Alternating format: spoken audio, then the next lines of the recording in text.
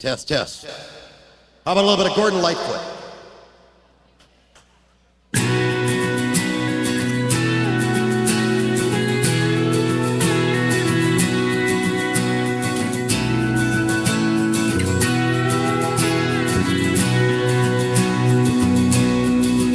The legend lives on from the Chippewa on down on the big lake they call Kitchigumi.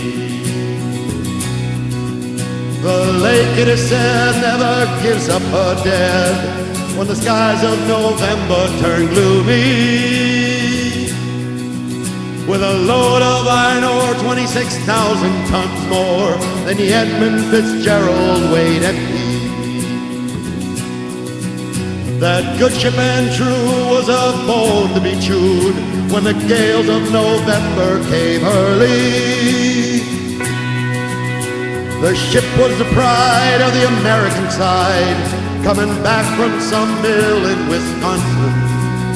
As the big freighters go, it was bigger than most, with a crew and the captain well seasoned, concluding some terms with a couple of steel firms when they left fully loaded for Cleveland. Then later that night when the ship bell rang, could it be the north wind they'd been feeling?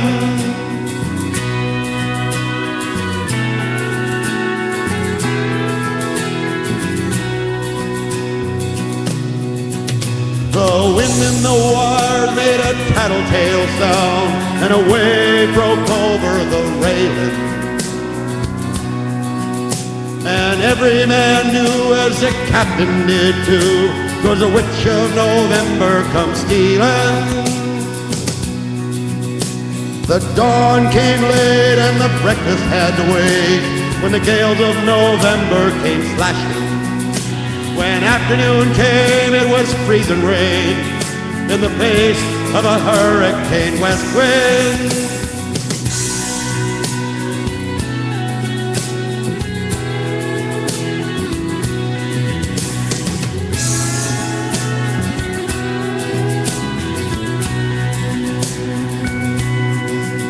When supper time came, the old cook came on deck, saying, "Fellas, it's too rough to feed you." At 7 p.m. the main hatchway caved in. He said, "Fellas, it's been good to know ya." The captain wired in they had water coming in, and the good ship and crew was in peril. And later that night, when the lights went out of sight, came the wreck of the Edmund Fitzgerald.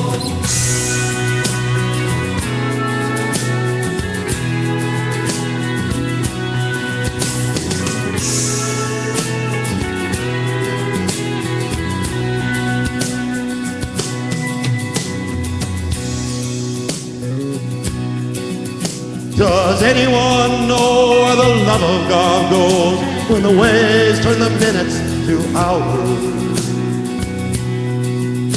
The searchers all say they'd have made Whitefish Bay had they put 15 more miles behind her.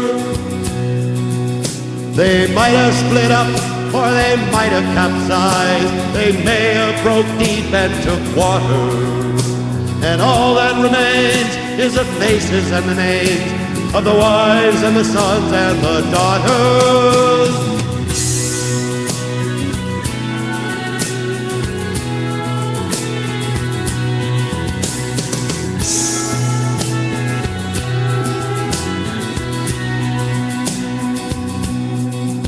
Lake Huron rolls Superior sings in the rooms of her ice-covered mansion. Old Michigan steams like a young man's dream. The islands and bays are for sportsmen.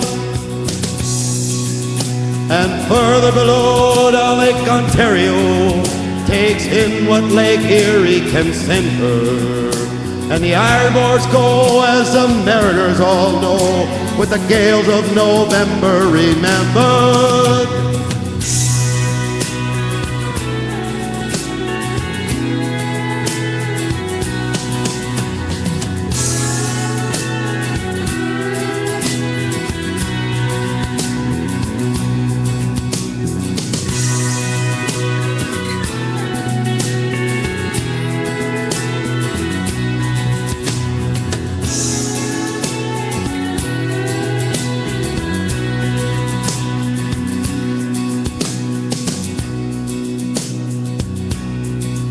In a musty old hall in Detroit they prayed at the Maritime Sailors Cathedral.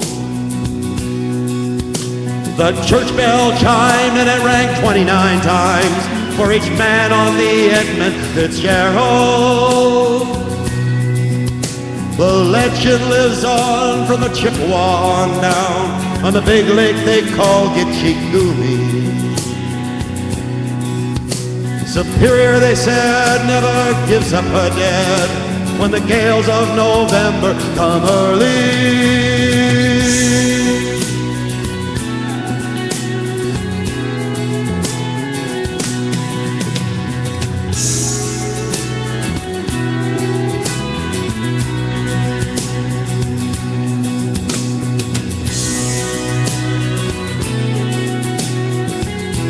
Great job, thank you so much.